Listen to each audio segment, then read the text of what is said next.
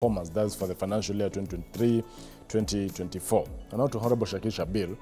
Our debt composition, that is the public debt stock, while it's at 10.56 trillion Kenya shillings according to the COB, the ratio here is 51 to 49. 51 domestic, 49 external. Can we balance the numbers perhaps to 45-55 ratio? You know, in the Parliament, and I'm talking institutional knowledge now, we suggested and we proposed, it's not put through because Treasury and these mandarins who don't want it. We are still fighting for it. There must be a limit. You can't go more than 30-35% domestic. The rest you must also look at foreign, but that's, I will come to that in the public debt office thing. When we had the Goldenberg fiasco, our rates that Treasury was paying was up to 75% per annum on rates, and they will be. Do you understand me? That kills off your economy. Now go back to your simple home. You are in the village, Nandi village. You've got your, I've got my cows and whatever. Yeah, and I need. Do I start slaughtering my milk cows to pay? Do you understand me? Because I'm killing off. And I disagree with you, Mary, Mishmio. This issue of public debt must be a ratio between local borrowing and external borrowing. In Japan, it's the other way around, because the propensity to save in Japan is, as you understand, propensity to save. There people save. 80% of the people have their own savings, and hence even sometimes when they put it in the bank, they get a negative interest rate. So there is a lot of what we call local capital to be borrowed. The propensity to save in Kenya is negative. We are living day to day. So when you are now taking from the bank, and I must say I was a banker. I was a banker for 12 years of my life. Why would I go and lend to small and medium businessmen and get, at that time, 12%, 13%, where I could put it in central bank and get 50%? I am not going to even go out there to go and put that money, because I am responsible for the money to the bank. So why is the bankers making hundreds of millions of shillings, and they are the biggest, they are the most profitable organization other than drug dealers, and in fact, in this Kenya? In fact, Honorable Shakil, that is reflected also on how the government borrowed in the last fiscal year. 795 billion was what was borrowed externally. That is actually domestically, and externally 705 billion. So even, there is an, inclining in borrowing more domestically than because externally. You're giving them more so money. That hurts the economy? Of course, because you see, the banks, when you go to original economists, a bank was meant to generate wealth within a country. These international banks came up with the transnational companies, everything. They take money out. Barclays Bank, everybody else, Equity Bank, some of them put back. The situation is, there was a time a bank could not charge more than a certain amount. It was 19% reducing, and must give a certain amount as deposit. That was it. Now we cut that thing. We said it had to be a free market economy. Then the other issue that I want to come back to on borrowing is the issue of public debt office.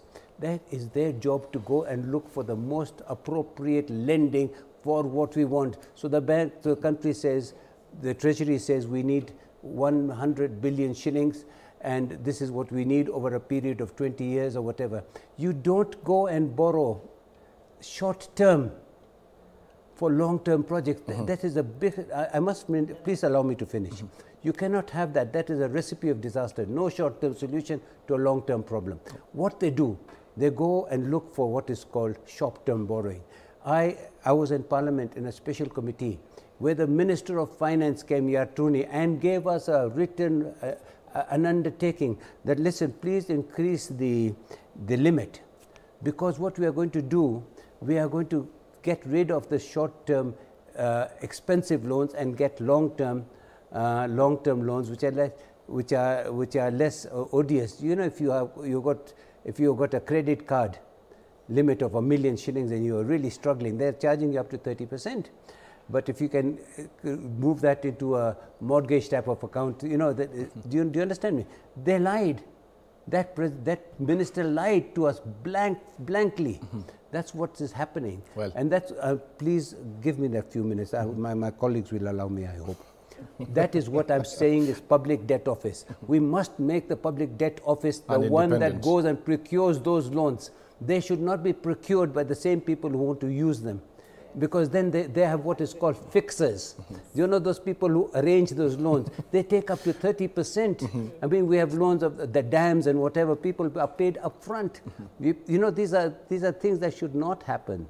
Yeah? Well, they should not happen. Ruth, is it a contradiction that President William Ruto promised MSMEs, hustlers, you know, that it will be easy for them to access credit, but instead in his implementation of the budget, he goes ahead and borrows 795 billion from the same market, while he had an option of the external markets, where he only borrowed 705 billion. That includes, of course, the grants, but 795 billion from already an economy that has over 5 trillion in terms of the public's debt stock for the domestic, you know, lenders. Are we creating a liquidity issue, especially in our own market? Thank you, Chacha. By the government borrowing locally, one thing that is happening with those 700 billion is that money is not in circulation.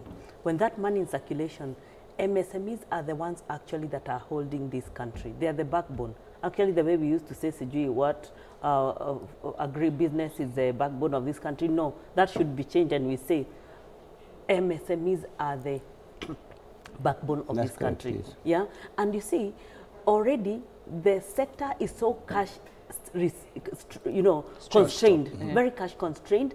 And the fact that they're the ones who spur economic growth, they do not have money for circulation. They do not have money to make more. And that's why they are hitting back and saying, we have been overtaxed, we've been pulled, we have nothing to give. Actually, the only very few sectors are helping the common mwananchi right now, because already the government has made MSMEs to look so risky to invest in. Even those few investors who have money are taking all of it to central bank because they feel that that is a risk-free rate.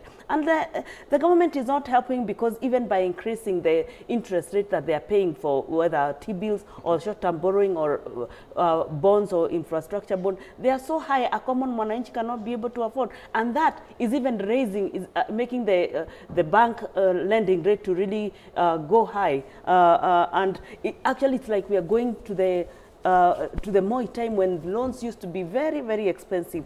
And what the government is doing, one thing, they are saying yes, and that's why actually I'm happy that the finance bill was rejected. Why? Because the common mwananchi said, we do not have, they're trying to say, we do not have anything else. What are you guys coming for? You know, because there's nothing else you can come for. And I think it's not right that everything, that the government can be competing with the common mwananchi for mistake that they have done themselves, and especially for something that they cannot be able to properly account for, and or even explain, or even be able to account, especially based on the sentiment of the Auditor General. So from that perspective, I think, Chacha, we can do better. There's something else I told you the other day, that if you look at the incentives that are given to the MSMEs, and based on the topics that we have discussed this morning, especially from our counties, there's nothing counties are giving back to the people who are generating a revenue. I'll actually be coming to counties shortly. Yeah. Let me just finish. One second, I finish. And also, Chacha, the fact that also the national government is doing the same. There's nothing they're giving back as incentive to ensure that they're interested with the sectors. There's no sign of support is being shown to the sectors that are helping this country go forward. Honorable Miriam Kitani, you once served as the Chief of Staff of the Deputy President for a couple of years. And just from an insider point of view, the control of budget has now revealed that, you know, there is a hospitality budget. At State House alone, in Ruto's first year of implementing his own budget, they spent a whopping 1.17 billion Kenya shillings.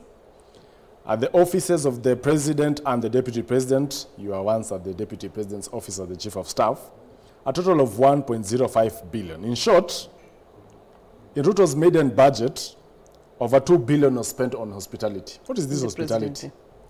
I am no longer there, so right now I'm oversight. And but basically, you know, the president will entertain.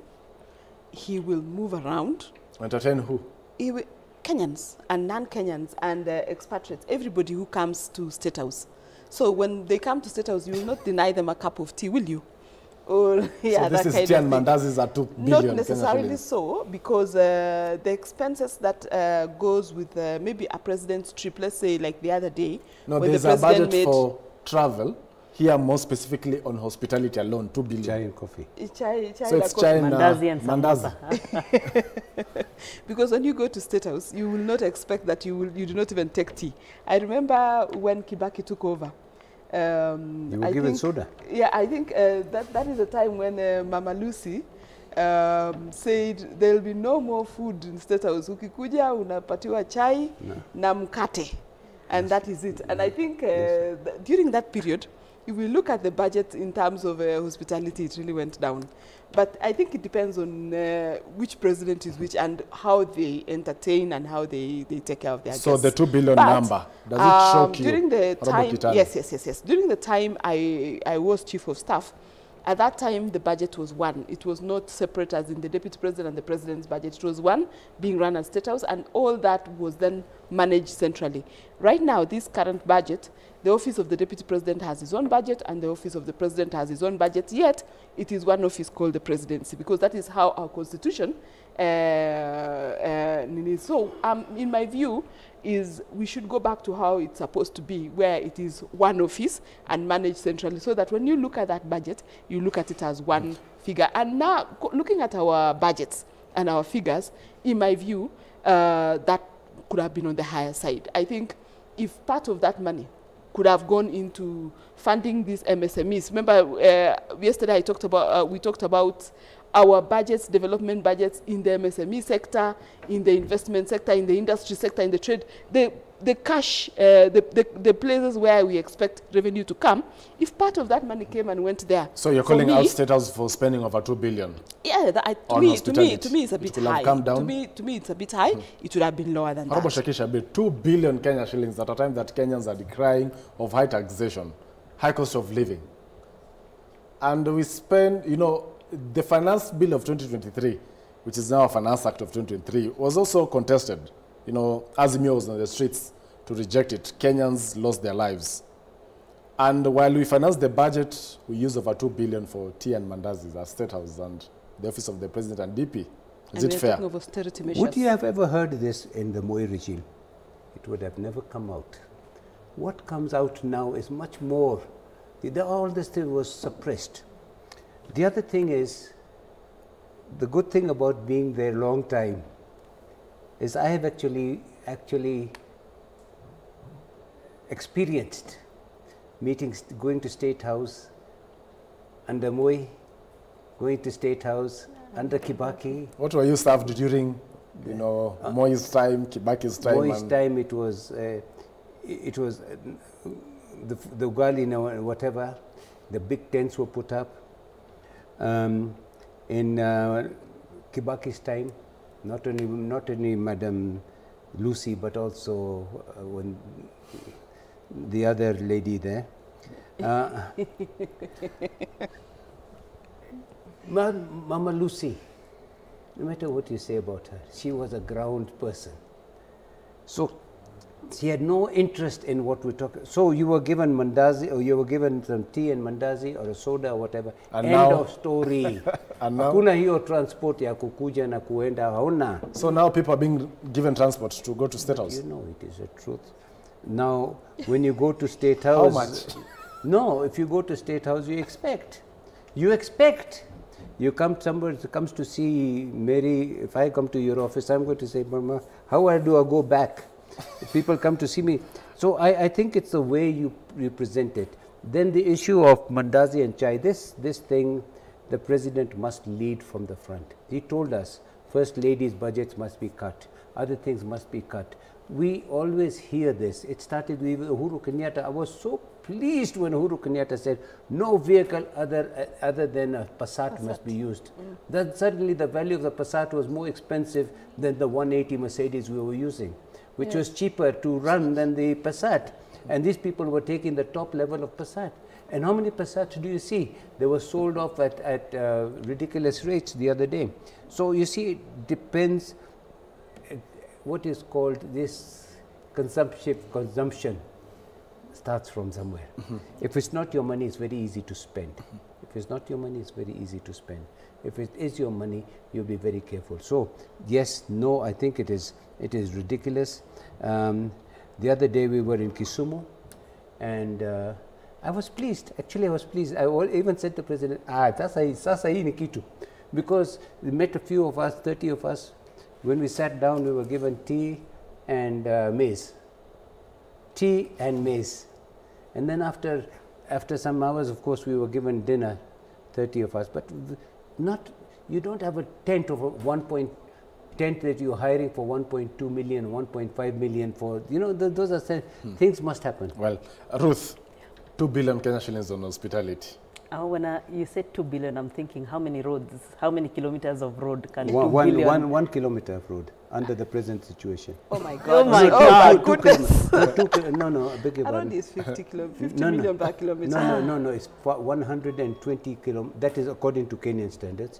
Sorry, 20 kilometers. 20 kilometers of road. So it's from Nairobi, let's say, to Kitengela? To Kitengela. Yeah, or there. Or to Thika. Or to Thika, yeah. So for example, in a rural setting, it's even cheaper, So that's a lot of money. Of course, something can be done, and it doesn't, the main problem actually, as an accountant, the main problem I see with this is accounting, how you account for tea and mandazi, because and yes, and tens. How do I verify that 20 people came, or other people came, or the other meeting came, or it was possible, these ones were given this, these were, what is the standard that governs tea and mandazi, and can there be also something that guides, a policy that guides what visitors should be given? Because 2 billion can be able to transform actually MSMEs in this city in terms of if that was to be given as a loan. The people in Gikomba, the people in other markets, there can be such an uprising. So can it be seen to be a bit more, something that can be able to be understood by the public? But 2 billion, and maybe even the COG there, or even the Auditor General or the Controller of Budget is being fair. So how much has been budgeted for the other? And these are the things that are raising budgets that are being estimated or that are being taken to be to govern this country or to oversee this country. Something needs to be done. It cannot be seen. These people are, the president has not done anything to do with the wage bill, and over and above wage bill, then we can see that they mandazi. Then the government jobs must be the best jobs in where you don't work, but you will get food, you'll eat and drink. Now, also listen to this. Yes. The Controller of Budget also analyzed on foreign travels by the MDAs, and at some point there was a circular that was issued. That is on October 2nd, 2023, by the Chief of Staff and the Head of Public Service on the foreign travels, and they said that they would use prudently the public funds, but it has been revealed that State House spent 1.3 billion Kenya shillings on domestic travel and 298 million on foreign travel. Now, at the same time, motor vehicles that were purchased by State House gobbled taxpayers' money. 548 million Kenya shillings is what was spent. Robo Kitani. I thought they had worked on the travel budget. And now, much as Kenyans complained of the president being a flying president, when he's on the ground, he's visiting county to county and spending 1.3 billion. What I'm happy is Gen Z happened. And Gen Z actually did a reset. Because as at last year, the president had talked about reducing expenditure on travel. And as we say, you've got to lead from the front. But Gen Z then came and said, you are telling us you're reducing expenditure on travel, but there's a lot of travel still happening. Because I'll give you an example. I went to this women conference in New York, and you can imagine how many government officers were in that conference. And you ask yourself, we were supposed to be in austerity, but we were almost every woman leader that you know of in this country was there.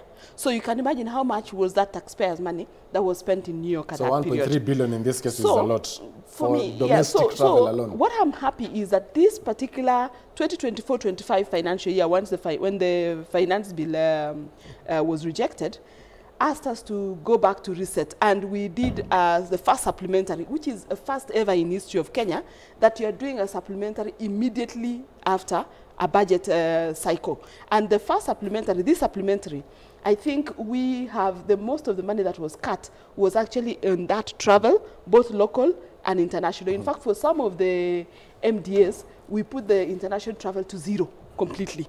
And the local travel was cut by 50%. So meaning that we don't expect a lot of officers, and even us as members of parliament, we've been doing a lot of our meetings out in hotels, in Mombasa, Naivasha, but right now, we are doing all our meetings in Bunge Towers, and I think you can see the difference. Nowadays, we are more available than before. So we are beginning to wind up.